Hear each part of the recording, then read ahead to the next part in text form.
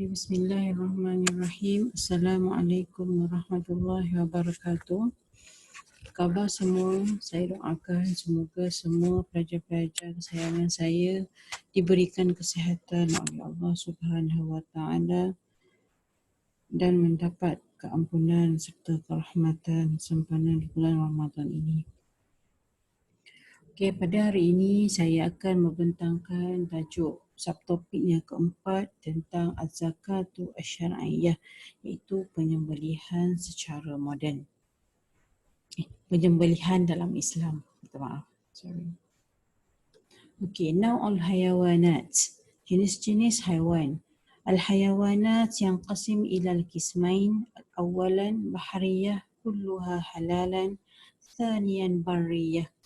فلم يصرح القرآن بتحريم الشيء منها إلا لحم الخنزير خاصة أو الميتة والدم وما أحل لغير الله به. Haiwan terbahagi kepada dua bahagian. Yang pertama adalah bahriyah, iaitu haiwan laut. Haiwan laut seperti mana yang kita tahu bahawa haiwan laut kulluha halalan, semuanya adalah halal kecuali haiwan tersebut haiwan air yang memudaratkan ataupun beracun. Thaniyan barriyah, iaitu daratan. Jadi telah jelas dalam Al-Quran Al-Karim mengatakan bahawa apa yang halal itu adalah perkara yang banyak haiwan daratan itu banyak yang halal banding yang diharamkan oleh Allah Subhanahu wa taala. Kecuali lahmul khinzir, iaitu daging khinzir. Apa khinzir? Babi ataupun bangkai ataupun darah, wama uhilla li ghairillahi bih, ataupun sesuatu yang yang disembelihannya bukan kerana Allah Subhanahu wa taala. Seterusnya kita pergi kepada isyaratuz zakat li'ibahatil hayawanat al-musta'nithah. Syarat-syarat penyembelihan yang mengharuskan haiwan-haiwan yang ternakan ataupun haiwan-haiwan yang jinak. Awalan maqdurun alaih mutamakkin minhu, thaniyan alaihi maqdurun alaih wala mutamakkin minhu. Yang pertama al-maqdurun, dia terbahagi kepada dua juga, iaitu yang pertama maqdurun alaih mutamakkin minhu, iaitu haiwan tersebut mampu untuk kita tangkap dia. Thaniyan ghairu maqdurun alaih wala mutamakkin, sesuatu haiwan itu tidak mampu untuk kita tangkap.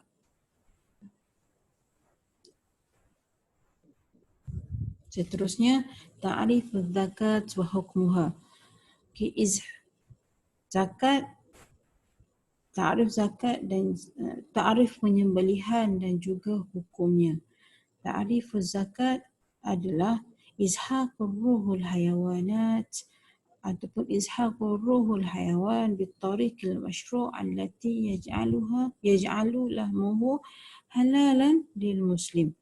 Mengeluarkan ruh haiwan dengan cara yang dibenarkan oleh syarak sehingga haiwan ataupun daging haiwan tersebut boleh dimakan oleh orang Islam.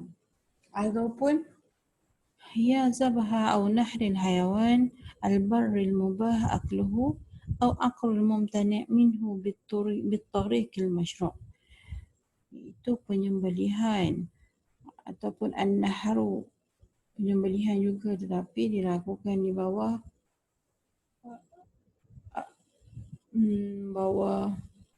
asfalul unuq, kan? Di bawah, dipanggil sebagai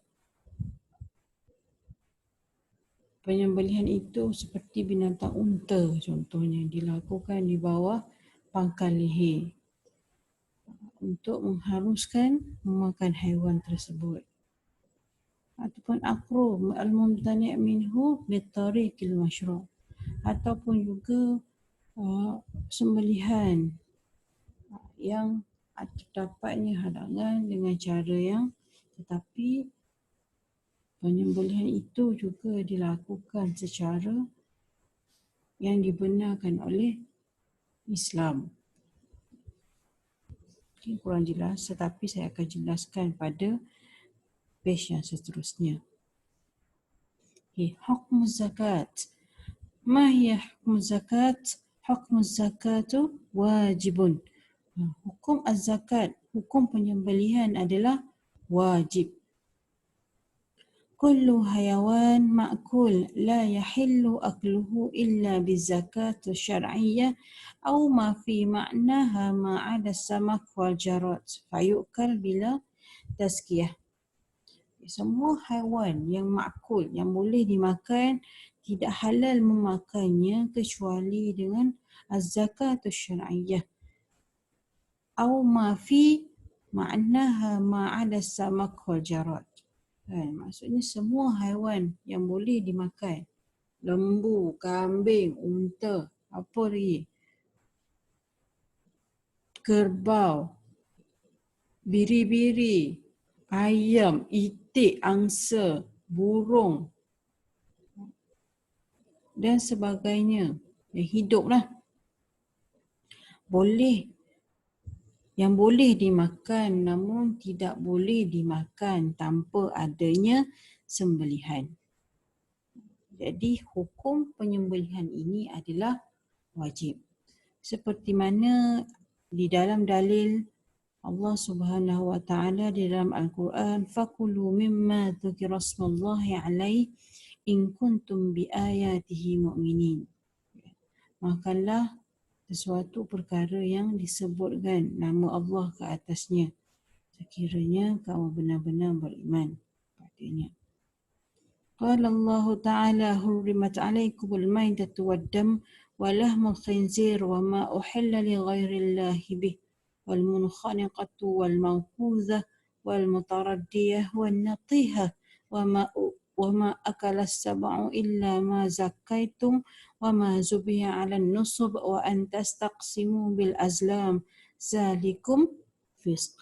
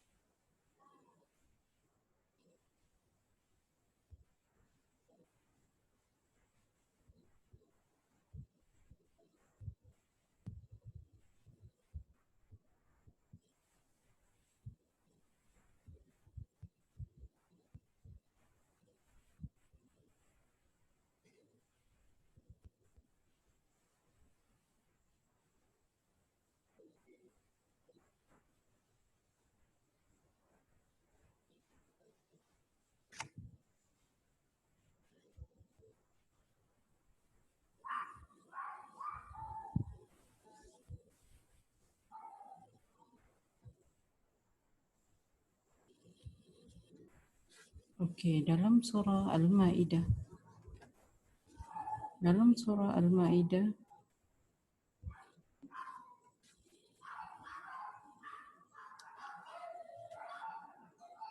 Dalam surah Al-Maidah ayat yang ketiga bermaksud diharamkan kepada kamu memakan bangkai binatang yang tidak disembelih dan darah yang keluar mengalir dan daging babi termasuk semuanya dan binatang-binatang yang disembelih kerana yang lain dari Allah dan yang mati tercekik dan yang mati dipukul dan yang mati jatuh dari tempat tinggi dan yang mati ditanduk dan yang mati dimakan binatang buas kecuali yang sempat kamu sembelih sebelum habis nyawanya dan yang disembelih atas nama berhala dan diharamkan juga kamu merenung nasib dengan undi batang-batang anak panah.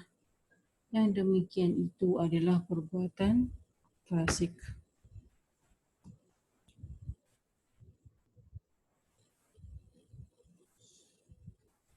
Dan ada hadis daripada An Rafi' bin Khadi' radhiyallahu anhu qala qultu ya Rasulullah inna liuqawwil adu qadan walaysat ma'ana muda faqala a'jil aw aran ma al-hardam wa dhukra rasmallahi faqul laysa sinnu wa zufru wa sa'uhaddith amma sinnu fa'azmi wa amma az-zufru famuda al-habsyah وأصبنا نهب إبل وغنم فند منها بغير فرماه رجل بسحم فحبسه فقال رسول الله صلى الله عليه وسلم إن لهذه الإبل أوابد كأوابد الوحش وإذا غلبكم منها شيء فافعلوا به هكذا متفق عليه.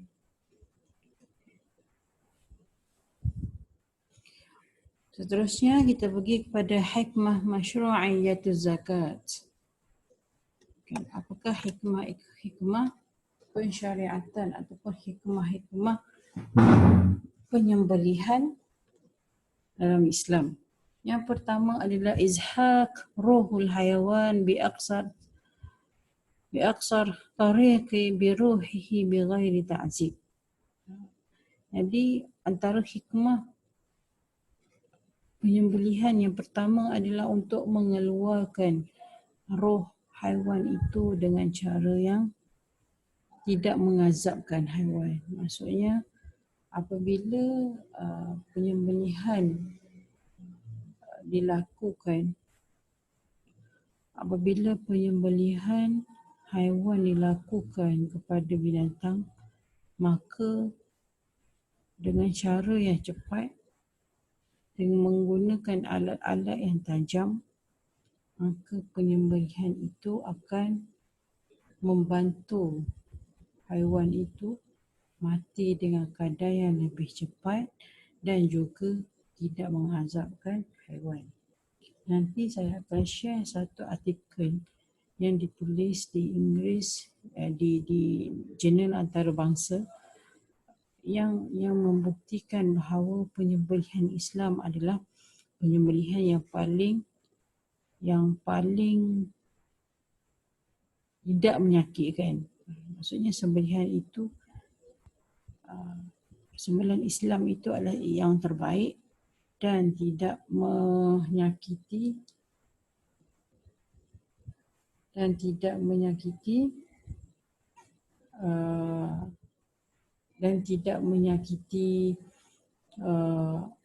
tidak menyakiti haiwan lah.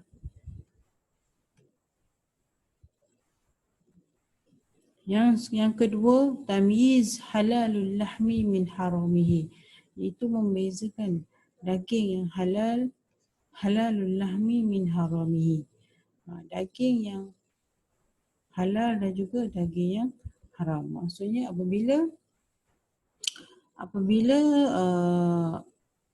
apabila haiwan itu telah disembelih, maka daging haiwan tersebut adalah halal. berbanding daging yang tidak disembelih. Jadi daging yang tidak disembelih itu hukumnya adalah haram untuk dimakan kerana bangkai. Selain pada itu juga daging ataupun daging haiwan yang disembelih menurut hukum syarak ini adalah lebih bersih daripada kekotoran, kerana apabila penyembelihan dilakukan, penyembelihan tamun iaitu penyembelihan secara sempurna dilakukan, maka akan keluar banyak darah. Darah kan banyak keluar membuak-buak pada haiwan tu lah, daripada haiwan. Jadi bila darah itu keluar secara banyak, maka darah yang berpenyakit itu akan keluar dan hanya keluar dan hanya kekal apa yang ada di dalam tubuh haiwan itu adalah darah yang dimaafkan. Contoh kan, kalau kita dah potong apabila haiwan sembelihan itu dah mati, maka apabila haiwan itu dah mati, apa kita buat? Okey, kita akan potong daging. Jadi daging tu kadang-kadang ada masih, kalau kita basuh pun, kita kena basuh, mesti ada macam air darah macam tu kan. Tapi air darah itu adalah air yang dimaafkan. Kalau kita dah cuci sebanyak sekurang-kurangnya 3 kali lah. Kalau saya akan potong-potong daging, kemudian saya akan basuh, saya akan bilas. Kali yang ketiga tu saya akan bilas dengan air yang bersih. Maksudnya dengan air pahit lah. Tapi bagaimanapun sebab dia adalah daging, maka dia akan ada air darah. Jadi perkara itu dimaafkan oleh Allah Subhanahu wa Ta'ala. Kalau nak tahu lebih lanjut tentang poin tamyiz halalul lahmi min haramihi ni, boleh bacalah yang bawah ni. Okey.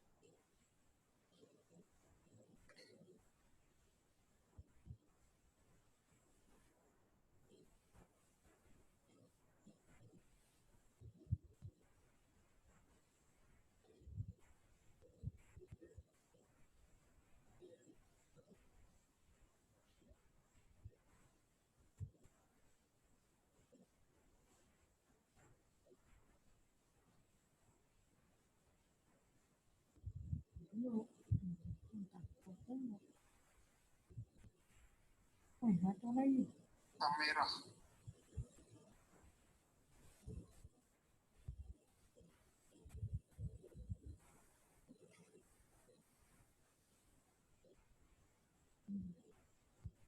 Boleh baca, boleh.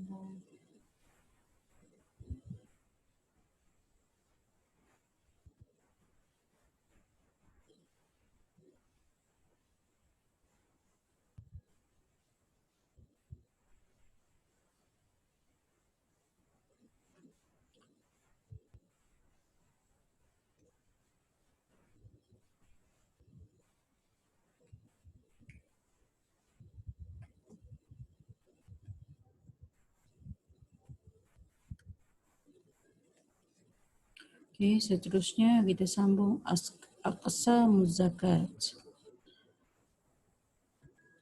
Kita sambung pada aqsamuz zakat. Az-zakatu qismani. Awalan zakatu ikhtiyariyah wa zakatu ittirariyah. فالزكاة اختيارية نوعان الأول الذبح ويكون بذبح ما يجوز أكله من الحيوانات والطيور والغنم والبقر والدجاج والحمام ونحوها.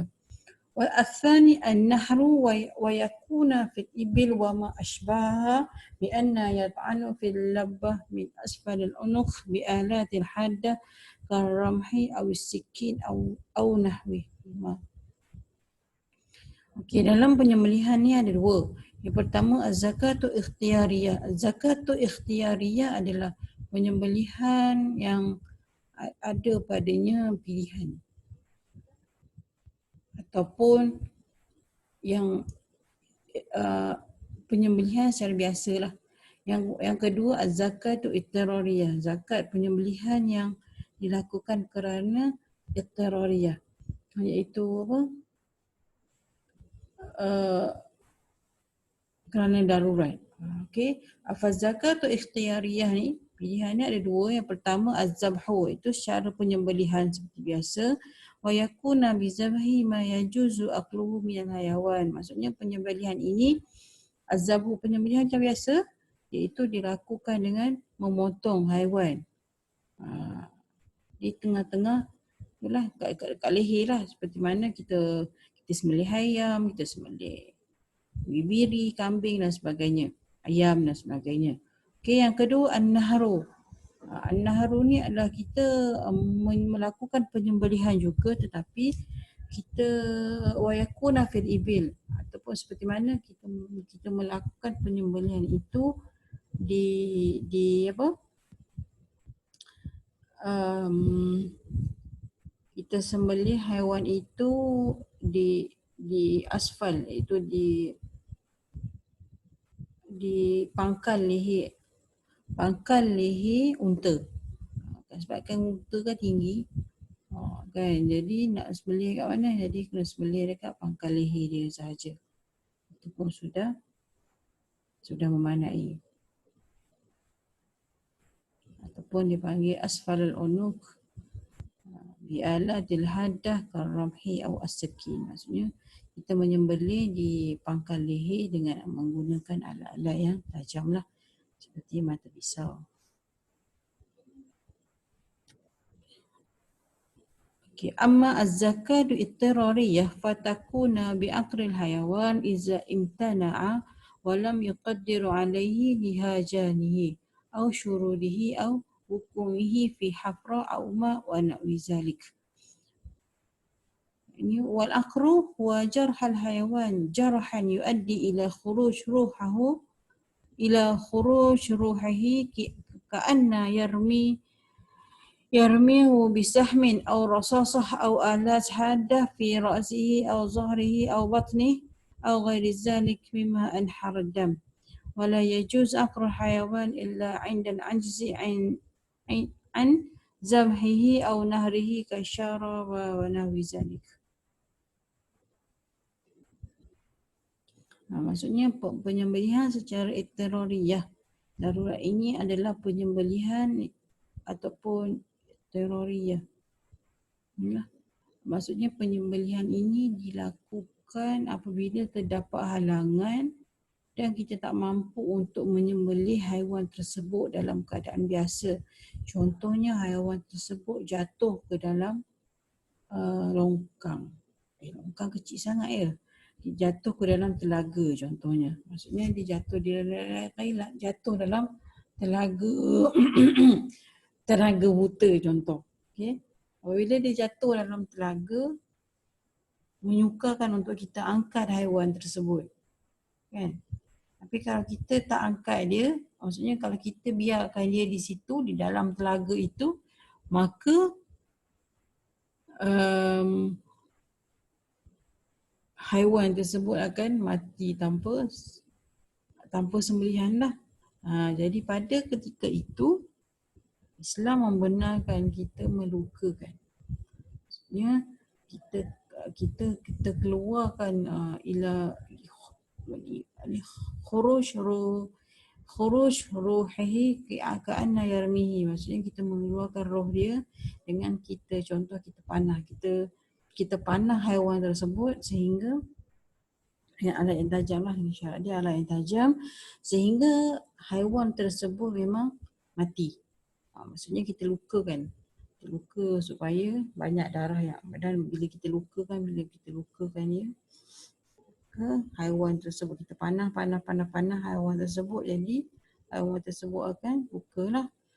Ataupun kita ambil pisau contohnya kan, kita cucuk pisau ke, bukan cucuk pisau, maksudnya kita lontar pisau tersebut sehingga melukakan haiwan tersebut. Jadi haiwan tersebut lama kelamaan dia mati kerana luka yang dibuatlah, luka yang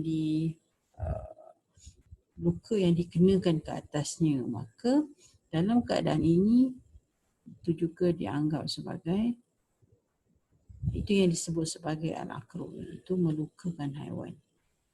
Tapi dengan syarat perlu menggunakan alatul haddah, maksudnya kena menggunakan alat yang tajam.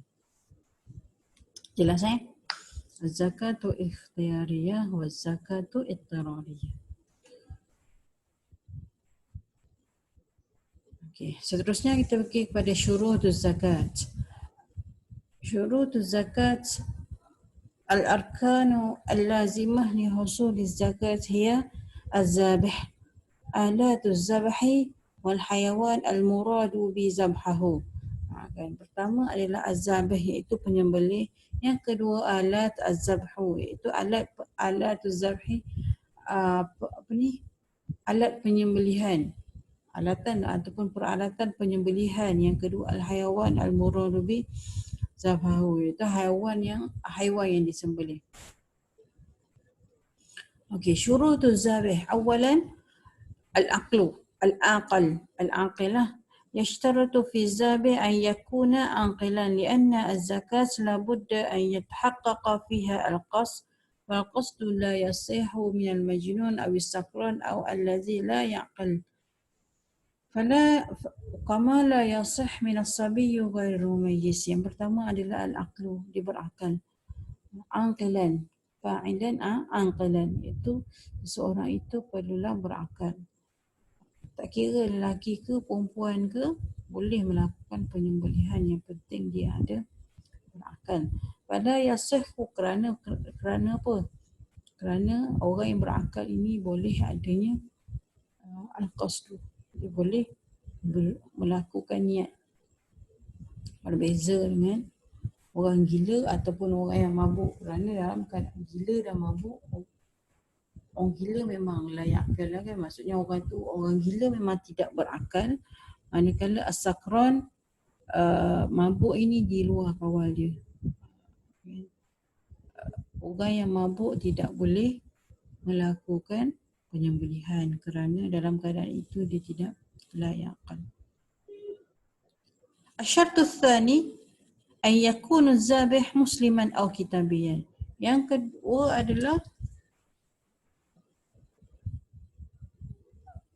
kedua adalah penyembelihan itu hendaklah seorang Islam ataupun kitabian, ahlul tabi. Yashtaratu an yakuna zabih zadinun samawi musliman aw kitabiyan nasraniyan aw yahudiyan. Tak kira sama ada pertama orang Islam lah ataupun dia kitabiyan, itu sama ada Nasara ataupun Yahudi. Asyartu tsalits at-tasmiyah ala zabiha. Syarat yang ketiga ialah dia at-tasmiyah, memberikan at-tasmiyah ala zabiha, kan, membaca tasmiyah semasa melakukan penyembelihan. Min syurutul wajib tuwafiruha fi zabih ay yusammi ala zabiha. Okey.